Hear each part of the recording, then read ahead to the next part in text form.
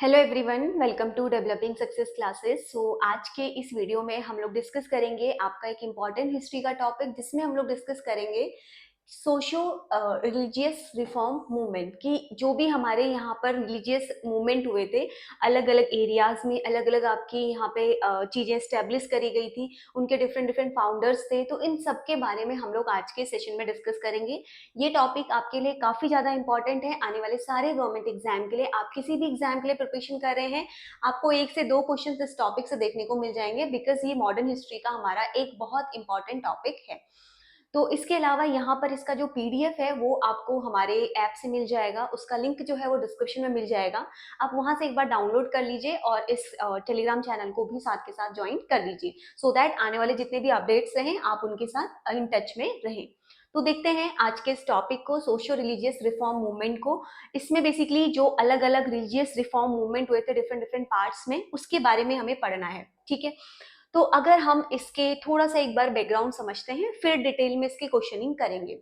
अगर बात करते हैं नेचर ऑफ मूवमेंट की, तो किस तरह से इसके नेचर था इस पूरे मूवमेंट का, तो different part of India in different periods having the considerable similarities. तो देखो क्या है, मॉडर्न हिस्ट्री के टाइम में हमारे इंडिया में जितने डिफरेंट पार्ट्स थे, उनके डिफरेंट पीरियड्स में कुछ ना कुछ आपकी थोड़ी बहुत सिमिलैरिटीज थी। बात करा है यहाँ पर लीडरशिप बाय अमर्जिंग दी इंटेलेक्चुअल मिडिल क्लास। तो देखो, हर एक सोसाइटी में अलग अलग क्लास या फिर आपके स्टार्टा या हम कह सकते हैं लेवल होते हैं। एक होता है आपका सबसे नीचे जो होता है आपके लोअर लेवल, फिर आपका आता है मिडिल लेवल और फिर आते हैं आपके अपर लेवल। तो अपर लेवल में हमेशा मर्चेंट या फिर रिच क्लास आपकी रहती है। लोअर लेवल पे वो लोग रहते हैं जिनके पास बहुत कम फैसिलिटीज आपकी अवेलेबल होती है। और बीच में आता है आपका मिडिल क्लास, जो कि दोनों के बीच में लाई करता है। तो जो ये जितने भी हमारे रिवॉल्व मूवमेंट हुए थे, ये आपके कौन सी क्लास की सोसाइटी थी? वो मिडिल क्लास की सोसाइटीज थी, जो यहाँ पर एमर्ज होके आई, उभर के आई। उन्हीं लोगों ने यहाँ पर अलग अलग जगह पर अलग अलग सोसाइटीज स्टैब्लिश करी थी। अगर बात करें हैं यहाँ पे आगे और इसके नेचर की, जितने भी ये रिफॉर्म मूवमेंट थे, without religious reformation there can not be any social reformation.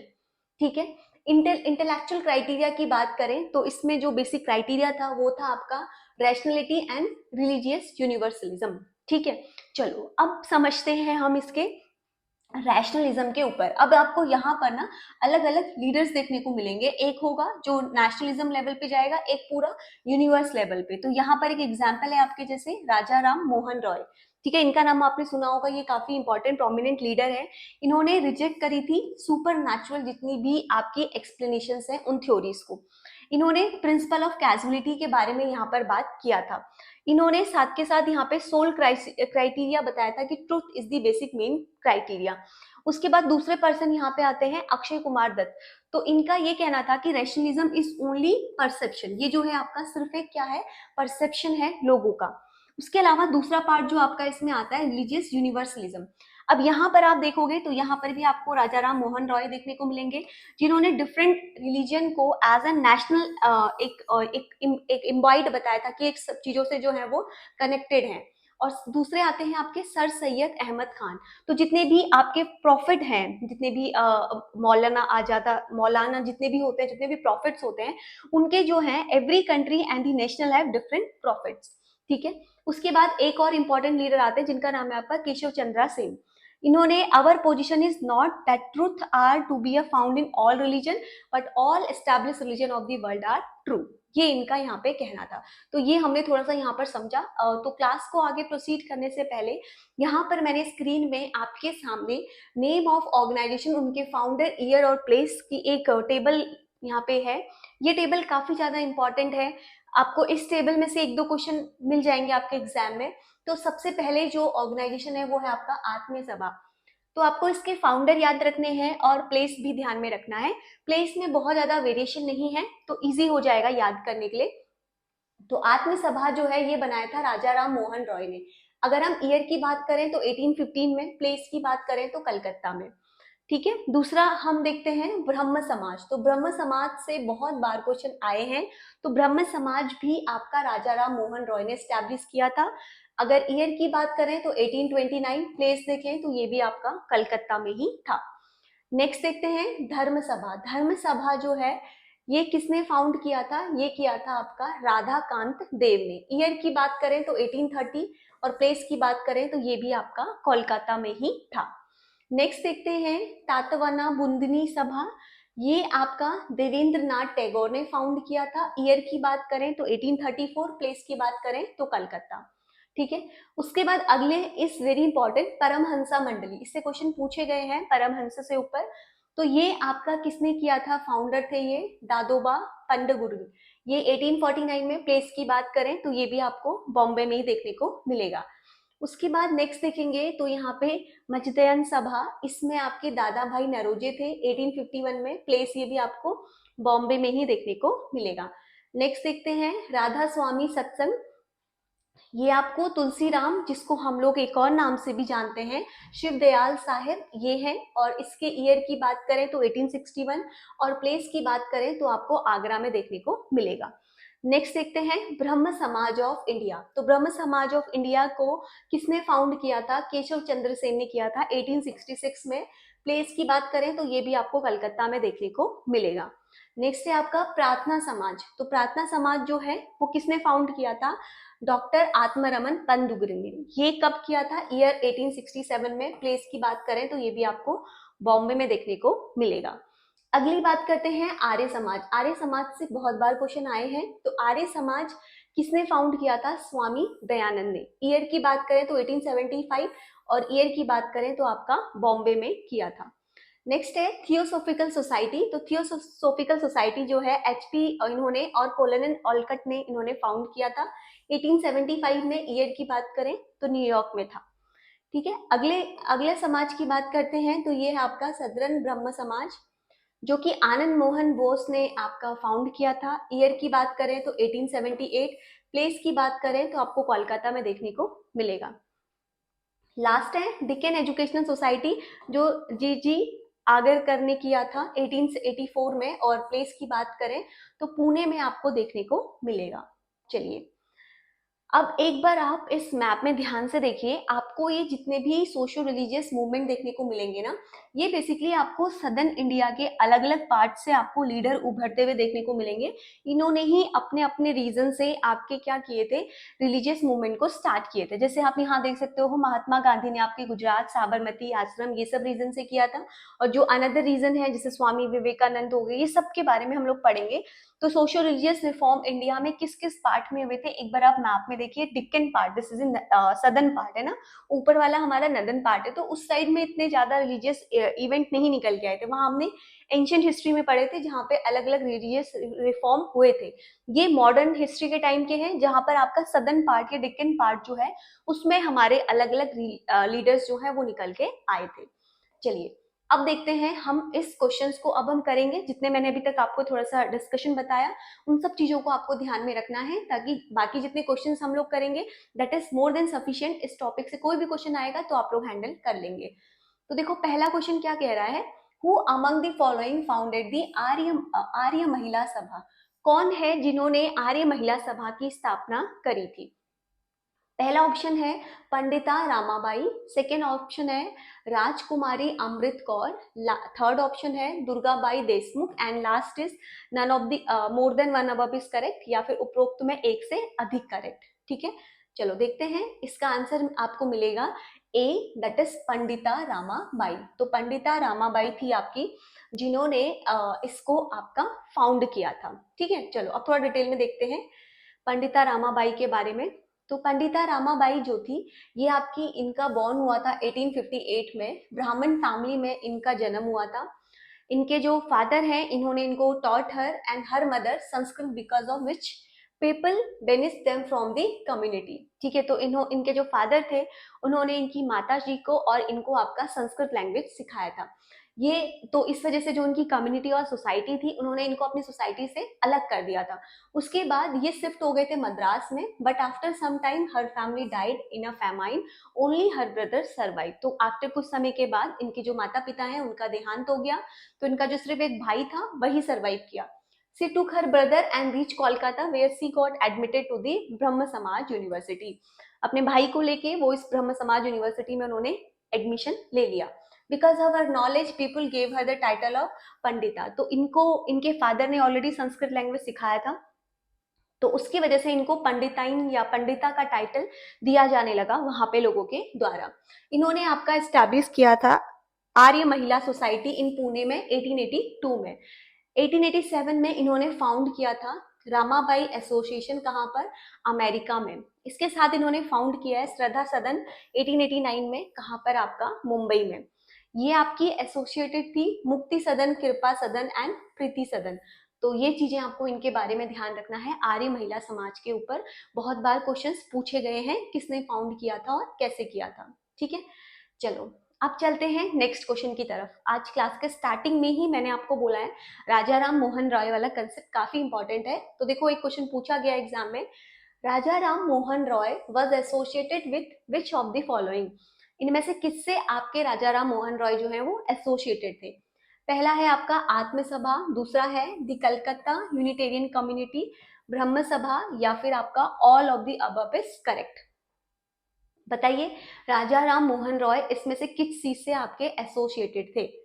तो इसका आंसर देखते हैं, all of the above. D यहाँ पे हमारा करेक्ट आंसर है। कैसे है, अब एक्सप्लेनेशन समझिए। राजा राम मोहन रॉय जो थे, इन्होंने आपका फाउंड किया था आत्म सभा 1814 में। इन ऑर्डर किस चीज के लिए किया था, ताकि ये फाइट कर सके against the idol worship, meaningless rituals and superficial beliefs. जितने भी आपके आइडल वर्शिप्स थे, सुपरफिशियल जो भी बिलीव्स थे, उन सबके अगेंस्ट फाइट करने के लिए इन्होंने किया था। उसके बाद with the Atma Sabha Raja Ram Mohan Roy would conduct discussion and debate and spreaded the monotheistical ideas Vedanta philosophy. उसके बाद उन्होंने बाद में वेदांता फिलोसफी को भी आपका आगे बढ़ाया। तो राजा राम मोहन रॉय ने फाउंड किया था द हिंदू कॉलेज। ठीक है, ये ध्यान रखना, द हिंदू कॉलेज आपका राजा राम मोहन रॉय ने ही फाउंड किया था at Calcutta with David Hare. तो कलकत्ता में डेविड हैरी के साथ इन्होंने हिंदू कॉलेज का फाउंडेशन किया था। इन्होंने फाउंड किया था the Calcutta Unitarian committee in September 1821 में, ताकि यहाँ पर ये आपके साथ में लेकर आ सकें जितने भी ब्राह्मण हैं बंगाल के, और वो सपोर्ट करें और प्रमोट करें हमारे रिलीजियस मोनोथिज्म को इन सोशल रिफॉर्म के तौर पे। ठीक है, तो यहाँ पर ये हिंदी में भी मैंने दे रखा है, तो आप लोग यहाँ से भी पढ़ सकते हैं। इन्होंने आपका एस्टेब्लिश किया था ब्रह्म सभा कब किया था, 1828 में, देवेंद्रनाथ टैगोर के साथ। लेटर बाद में उसको ही ब्रह्म समाज का नाम दिया गया। 1825 में इन्होंने स्टैब्लिश किया था वेदांता कॉलेज। तो जो भी ऑप्शन थे सारे यहाँ पे करेक्ट है। Where along with the Indian learning western social and physical science were taught. जहाँ पे आपका वेस्टर्न और फिजिकल साइंस जो है पढ़ाया जाता था, वो चीज यहाँ पे बताई गई है। ठीक है, चलो अब देखते हैं नेक्स्ट क्वेश्चन। नेक्स्ट क्वेश्चन क्या कह रहा है, देखो, आदि ब्रह्म समाज वॉज एस्टैब्लिश बाय। किसने आदि ब्रह्म समाज की स्थापना किसके द्वारा की गई थी। तो पहला ऑप्शन है केशव चंद्र सेन, उसके बाद है देवेंद्र नाथ टैगोर, रविंद्रनाथ टैगोर एंड राजा राम मोहन रॉय। मैंने आपको एक मॉडर्न हिस्ट्री के लेक्चर्स में बताया था, रविंद्रनाथ टैगोर ने महात्मा गांधी को महात्मा का टाइटल किसने दिया था, आपका रविंद्रनाथ टैगोर ने ही दिया था। आपको मैंने बताया था इनको पहला नोबेल प्राइज मिला था किसमें, लिटरेचर में। ठीक है, और मैंने आपको इनके बारे में बताया था कि इनकी बहुत ही फेमस एक बुक है जिसका नाम है आपका गीतांजलि, जिसके लिए इनको नोबेल प्राइज दिया गया था। तो अभी जो इनका हाउस है उसको यूनेस्को की वर्ल्ड हेरिटेज साइट में भी आपका ऐड कर दिया गया है। एनीवन, कोई मुझे कमेंट में बताएगा उसका नाम क्या है जिसको ऐड किया गया है। ठीक है, चलो अब ये बताओ मुझे, आदि ब्रह्म समाज की स्थापना किसके द्वारा की गई थी। तो करेक्ट आंसर है यहाँ पे आपका बी, देवेंद्रनाथ टैगोर के द्वारा। ठीक है, तो करेक्ट आंसर यहाँ पे हमारा होगा देवेंद्रनाथ टैगोर। अब जो रेस्ट ऑप्शन है ना, केशव चंद्र सेन, रविन्द्रनाथ टैगोर, राजा राम मोहन रॉय, इनके बारे में भी एक बार देख लेते हैं। तो जो राजा राम मोहन रॉय थे, इन्होंने स्टैब्लिश किया था ब्रह्म समाज को 1828 में, जिसको बाद में मैंने आपको बताया इस ब्रह्म समाज को ब्रह्मो समाज का नाम दिया गया, रिनेम किया गया। It advocate for the progress value. ये किस चीज के लिए बेसिकली है, प्रोग्रेस किस तरह से हो रही है, वैल्यू, मेडिटेशन और reading of the scripture and oppose bigotry and superficial. ये आपका बाद में स्प्लिट हो गया था 1866 में, which are mention as the following. बाद में इसको दो पार्ट में ये डिवाइड हो गया था। जो आपका राजा राम मोहन रॉय ने जो ब्रह्म समाज बनाया था 1828 में, तो 1866 आने टाइम तक ये जो राजा राम मोहन रॉय के द्वारा बनाया गया समाज था, इसको दो पार्ट में डिवाइड कर दिया था। एक था ब्रह्म समाज ऑफ इंडिया, जिसको कौन लेड कर रहे थे, केशव चंद्र सेन कर रहे थे, और दूसरा था आपका आदि ब्रह्म समाज, जिसको कौन कर रहे थे, आपके देवेंद्रनाथ टैगोर। तो ये ध्यान रखना है कि जो राजा राम मोहन रॉय ने इनिशियली ब्रह्म समाज बनाया था, उसी को बाद में दो पार्ट में डिवाइड कर दिया गया, फर्स्ट और सेकेंड। तो फर्स्ट पार्ट को जिसको लेड कर रहे थे वो थे आपके केशव चंद्र सेन, और सेकेंड जिसको कर रहे थे देवेंद्रनाथ टैगोर, वो थे आपके आदि ब्रह्म समाज। ठीक है, चलो अब देखते हैं नेक्स्ट क्वेश्चन। नेक्स्ट क्वेश्चन देखिए क्या कह रहा है, सत्य सुदोक समाज वॉज एस्टेब्लिश बाय, सत्य शोधक समाज की स्थापना किसके द्वारा की गई थी। अब यहाँ पे ऑप्शन देखेंगे, केशव चंद्र सेन, नेक्स्ट ऑप्शन है देवेंद्रनाथ टैगोर, फिर है ज्योतिबा फुले, एंड उसके बाद है राजा राम मोहन रॉय। तो सत्य शोधक समाज की स्थापना इनमें से किसके द्वारा यहाँ पर की गई थी। तो देखते हैं, इसका करेक्ट आंसर है आपका सी, ज्योतिबा फुले। तो देख लेते हैं, इसका आंसर आपका रहेगा सी, ज्योतिबा फुले। इन्हीं के द्वारा आपके सत्य शोधक समाज की स्थापना की गई थी। अब जो सत्य शोधक समाज था, ये बेसिकली क्या था, ये आपका एक एंटी कास्ट मूवमेंट था। एंटी कास्ट मूवमेंट जिसको कौन लेड कर रहा था, हमारी ज्योतिबा फुले कर रही थी महाराष्ट्र से। ये स्टार्ट किया गया था 1873 में। इसने बहुत सारे एफर्ट्स किए ताकि ये इंक्रीज कर सके सोशल राइट्स को, पॉलिटिकल एक्सेस को, जितने भी हमारे अंडर प्रिविलेजेस ग्रुप्स हैं। इसने एडवोकेट किया हमारे कास्ट की इक्वालिटी को, फोकस किया specially on the women, Shudras, और जितने भी हमारे दलित हैं महाराष्ट्र वाले रीजन में, उनके लिए। अब देखते हैं नेक्स्ट क्वेश्चन। देखो नेक्स्ट क्वेश्चन आपका कह रहा है Gulamgiri was written by which among the following social reformer. तो जो हमारा गुलामगिरी है, ये कौन से सोशल सुधारक जो हैं उनके द्वारा लिखी गई है। तो ऑप्शन आप देखोगे, आपको मिलेगा केशव चंद्र सेन, दयानंद सरस्वती, ज्योतिबा फुले, या फिर राजा राम मोहन रॉय। तो कौन है जिनके द्वारा आपका ये लिखा गया है। तो देखते हैं, आंसर इसका मिलेगा आपको फिर से ज्योतिबा फुले। तो सारे इनके बारे में आप ध्यान रखना, जो जो पॉइंट्स हम पढ़ रहे हैं। तो ज्योतिबा फुले जो हैं, इन्होंने ही आपका गुलामगिरी जो है उसको लिखा है। ठीक है, तो ज्योतिबा फुले ने स्टार्ट किया था सत्य शोधक समाज, जो मैंने अभी आपको इससे पहले क्वेश्चन में बताया 1873 में। इन्होंने एक बुक लिखी थी जिसका नाम इन्होंने दिया था गुलामगिरी। इसका मतलब क्या होता है, गुलाम, इसका हिंदी वर्ड है, इसका इंग्लिश मीनिंग क्या होता है, यानी कि स्लेवरी। ठीक है, it is a critics of the caste system. तो बेसिकली इनकी जो ये पूरा बुक है, पूरा जो स्क्रिप्चर है, उसमें इन्होंने कास्ट सिस्टम को काफी ज्यादा यहाँ पे आपका क्रिटिक्स दिया था। ठीक है, उसके ऊपर इसमें फोकस किया गया था। तो ज्योतिबा फुले जो थी, along with his wife Savitri Bai Phule establish the first girls school in Pune in 1848। तो ज्योतिबा फुले ने अपने वाइफ सावित्री बाई फुले के साथ यहाँ पर एक पहला स्कूल बनाया था पुणे में 1848 में। ठीक है, चलो अब देखते हैं next question. Satyarth Prakash is a famous literacy work by. तो ये सत्यार्थ प्रकाश जो है, ये बहुत बार एग्जाम में पूछा गया है, एक बहुत ही फेमस बुक है, किसके द्वारा लिखी गई है ये पूछा है। अगर पहला ऑप्शन देखेंगे तो केशव चंद्र सेन, सेकेंड ऑप्शन देखेंगे तो दयानंद सरस्वती, थर्ड ऑप्शन देखेंगे तो ज्योतिबा फुले, उसके बाद नेक्स्ट देखेंगे तो राजा राम मोहन रॉय। तो देखते हैं इसका आंसर क्या है। तो इसका करेक्ट आंसर आपको यहाँ पर मिलेगा दयानंद सरस्वती। तो जो सत्यार्थ प्रकाश है, तो पहले इसका आंसर देख लेते हैं, दयानंद सरस्वती। अब इसके बारे में थोड़ा सा समझते हैं कि ये बुक क्या है और किस चीज से डील करती है। जो यहाँ पर हमने डिस्कस किया सत्यार्थ प्रकाश, ये बेसिकली आपका एक फेमस लिटरेसी वर्क था, किसके द्वारा किया गया था, जिसमें दयानंद सरस्वती ने आपका इसको लिखा था। ये आपके कौन थे, एक इंडियन फिलोसोफर थे, एक सोशल रिफॉर्मर थे, एंड यही आपके फाउंडर थे आर्य समाज के भी। ठीक है, इनका जो विजन था वो बेसिकली ये था कि हमें क्लासलेस और कास्टलेस सोसाइटी जो है उसको यूनाइट करना है इंडिया में। तो जितने भी आपके यहाँ पर सोशल रिलीजियस रिफॉर्म मूवमेंट में आप देखोगे, अलग अलग पर्सन जो अलग अलग रीजन से आते हैं, उनका ओवरऑल आपका एक ही एजेंडा और टारगेट रहता है, और वो रहता है आपका कि हमें क्लासलेस और कास्टलेस जो सोसाइटी है उसका एस्टेब्लिशमेंट करना है। ठीक है, चलिए अब चलते हैं नेक्स्ट क्वेश्चन की तरफ। एंड ये क्वेश्चन आपका n number of the time exam में पूछा गया है। तो देखो इस क्वेश्चन में कहा है the slogan of back to Vedas was given by which of the following social reformer.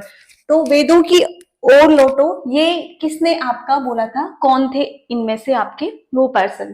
पहला है केशव चंद्र सेन, सेकंड है दयानंद सरस्वती, उसके बाद है ज्योतिबा फुले, एंड लास्ट है आपका राजा राम मोहन रॉय। तो बैक टू वेदास, हम अपने वेदों को भूल चुके हैं, हम एक हिंदू सोसाइटी से बिलोंग करते हैं, हमें उनकी तरफ वापस जाना चाहिए, ये आपका बोला था दयानंद सरस्वती जी ने। तो आंसर इसका होगा आपका बी, दयानंद सरस्वती। अब इनके बारे में थोड़ा समझते हैं। इसके साथ साथ आपको इनके बारे में क्या ध्यान रखना है कि ये स्लोगन दयानंद सरस्वती ने दिया था, और ये कौन थे, ये एक इंडियन फिलोसोफर थे, सोशल रिफॉर्मर थे, और इन्होंने ही आपका फाउंड किया था आर्य समाज को। ठीक है, तो ये चीज आपको ध्यान रखनी है, आर्य समाज के जो फाउंडर थे वो आपके दयानंद सरस्वती ही थे। ये आपके इस चीज पे बिलीव करते थे कि जो वेदास हैं, वेद जो है, जो हमारे वेद हैं, ऋग्वेद, यजुर्वेद, सामवेद, अथर्ववेद, मैंने आपको 4 वेद बताए थे जिनका अलग अलग क्लासिफिकेशन और मैंने आपको सोर्स बताया था। सबसे पुराना वेद आपका ऋग्वेद है, उसके बाद आपको मैंने समझाए थे कि कैसे इनको अलग अलग उसमें डिवाइड किया गया है। अगर आपने नहीं देखे हैं वो वीडियोस तो आप एक बार चैनल पे जाके देख लीजिए।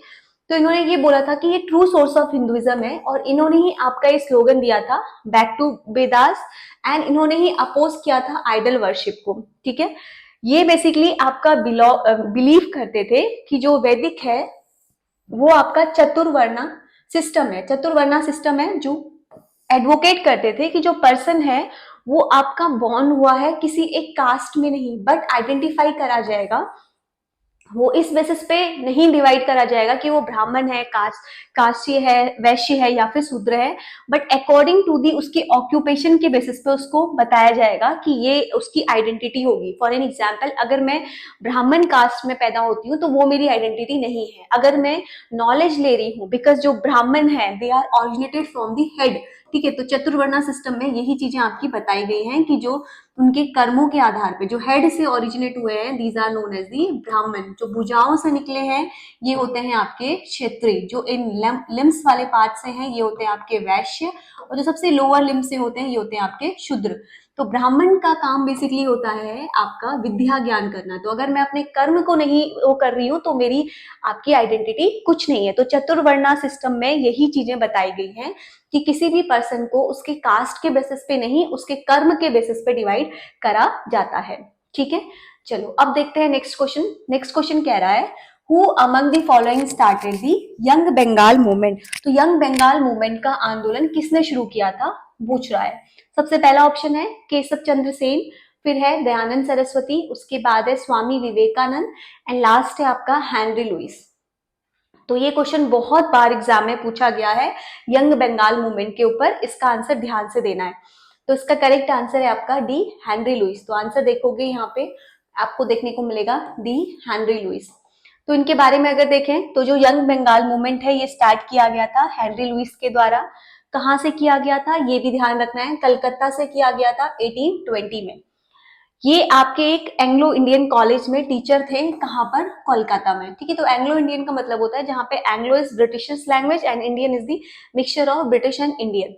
इन्होंने एनकरेज किया था यहाँ पर रेडिकल थिंकिंग को अपने स्टूडेंट्स के बीच में, एंड अपोज किया था, इन्होंने प्रिवेल किया था रिलीजियस प्रैक्टिसेस को, जितनी भी हमारी ऑर्थोडॉक्स हिंदुइज्म की सोसाइटीज हैं। ठीक है, उसके बाद he also inspired the free thinking among his student. अपने स्टूडेंट्स के बीच में इन्होंने फ्री थिंकिंग वाला कंसेप्ट भी लेकर आए थे, एंड प्रोपोगेट किया था यहाँ पर लिबर्टी, इक्वालिटी और फ्रीडम के आइडियाज को। ठीक है, तो ये ध्यान रखना है। चलो आगे चलते हैं।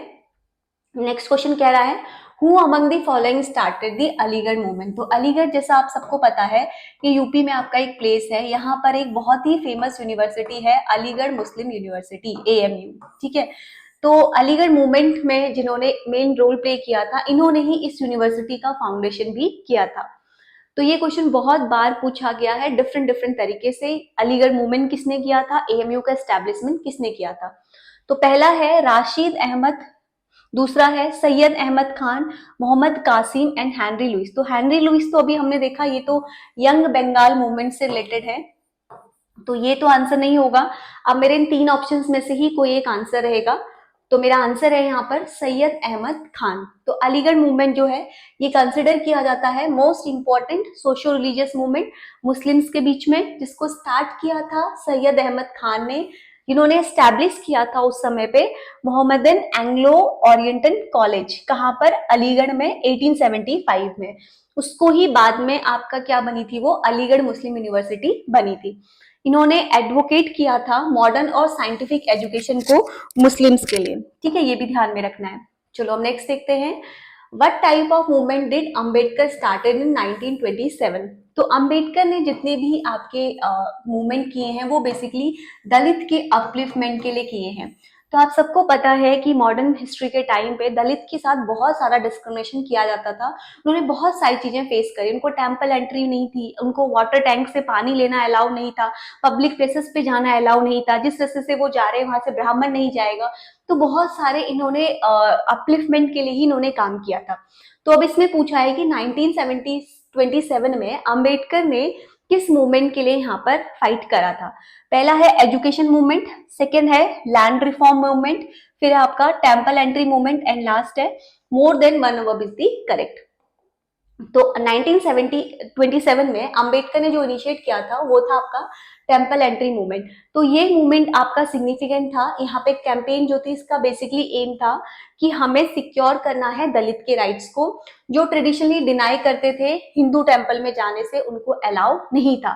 तो इस चीज को यहाँ पर इन्होंने चैलेंज किया और ये बोला कि इस जो कास्ट बेस्ड डिस्क्रिमिनेशन जो यहाँ पर हो रहा है इसको हटाया जाएगा, एक सोशल स्टिग्मा है। तो टेम्पल एंट्री मूवमेंट जो है ये not just about the physical access to the religious site but symbolize the broader struggle for the social equality and human dignity. तो बेसिकली जो ये मूवमेंट था वो आपका इस चीज के लिए अलाउ था, social dignity and social equality and human dignity. तो दिस मूवमेंट अंबेडकर ने एम्फेसाइज किया था the importance of equal right and need to eradicate the pervasive caste system in India. तो इसमें इन्होंने ये बोला था कि जो इंडिया का ये कास्ट सिस्टम है ना, हमें इसको हटाने की बहुत ज्यादा जरूरत है। तो अंबेडकर ने बहुत सारे तीन जो है बेसिकली टेम्पल एंट्री मूवमेंट करे थे 1927 से लेके 35 तक के बीच में, जिसमें इन्होंने ये हाईलाइट किया था कि जो भी रेजिस्टेंस, जो भी आपके डिटर्मिनेशन, जो भी दलित कम्युनिटी जो है फेस कर रही है अपने राइट्स के लिए। तो इसमें एक प्रोमिनेंट था ड्यूरिंग दिस मूवमेंट जो 1927 में हुआ था, जिसका नाम था आपका महत सत्याग्रह, वर्डी दलित एक्सेसेस इन दी पब्लिक वाटर टैंक, जिसमें दलित को आपका पब्लिक वाटर टैंक पे टच करना अलाउ नहीं था। तो ये सिंबलाइज करता था, जिसमें फाइट किया गया था अगेंस्ट इनके पर्टिकुलर राइट्स को लेके। तो टेम्पल एंट्री मूवमेंट जो है ये आपका एक पार्ट है large strategy by the Ambedkar to bring about the legislative and social reform. इन्होंने जो ये मूवमेंट किया था, इनमें इनका बेसिक पर्पस था कि जो लेजिस्लेटिव और सोशल रिफॉर्म मूवमेंट है उनको एक साथ लाना है ताकि ये इंप्रूव कर सके the life of marginal community in India. तो जो मार्जिनल कम्युनिटी है उनकी लाइफ को ये आपका इंप्रूव कर सके, उस चीज के लिए इन्होंने यहाँ पे सबसे ज्यादा फाइट करी थी, ठीक है। तो यहाँ पर मैंने आज आपके साथ डिस्कस किया एक काफी ज्यादा इंपॉर्टेंट टॉपिक जो कि सोशल रिलीजियस मूवमेंट है। एवरी ईयर, एवरी एग्जाम, हर किसी में से एक क्वेश्चन आ जाता है। तो जितने भी टॉपिक्स और जो भी कंसेप्ट मैंने आज के सेशन में बताए that is more than enough. तो आप एक बार इसको रिवाइज कर लीजिए and if you have any doubt, any point, any concept, just ask your doubt in the comment section. तो मिलते हैं नेक्स्ट सेशन में। So thank you so much for watching us. Thank you.